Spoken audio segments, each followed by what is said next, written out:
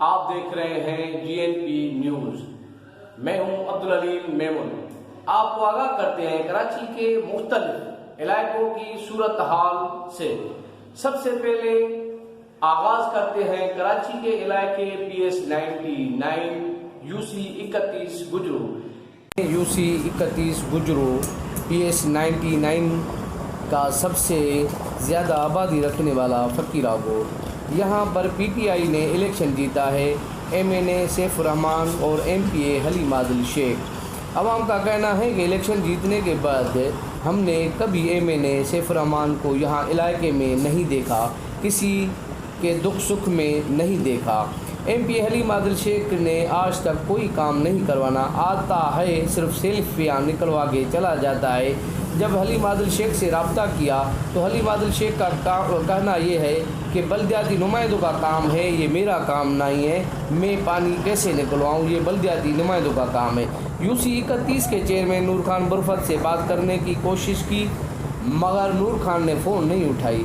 اس کے بعد UC کے وائس چیئرمین لالا عبدالرحیم سے بات کی تو وائس چیئرمین نے کہا کہ میں نے احسن آباد کا کام کروایا ہے، سیف الگوٹ کا کام کروایا ہے، رشیدیہ مدرسے والے روڈ کا کام کروایا ہے، میں نے بہت کام کیا ہے۔ میری UC میں اتنا فنڈ نہیں ہوتا ہے جتنا کام یہ ہے، بجٹ نہیں ہے اتنی، میں کہاں سے کام کرواؤں، جتنی بجٹ ہوتی ہے اتنا کام کرتا ہوں۔ میں کوشش کرتا ہوں کہ فقیرہ گوٹ کی مین مارکیٹ کا پانی نکلواتا ہوں اور صفائی ستھرائی کا میں کام کرواتا ہوں، لیکن علاقے مکینوں کا کہنا یہ ہے کہ ہمارے روڈ پہ مین روڈ ہے، گلیوں میں گھروں میں پانی کھڑا ہوا ہے اور یہ تالاب کا منظر دکھا رہے ہیں۔ یہاں پہ نہ PTI نے کام کیا ہے، نہ پاکستان پیپلز پارٹی والوں نے کوئی کام کیا ہے۔ جی 2 فٹ 3 فٹ پانی میں ڈوبا ہوا تھا۔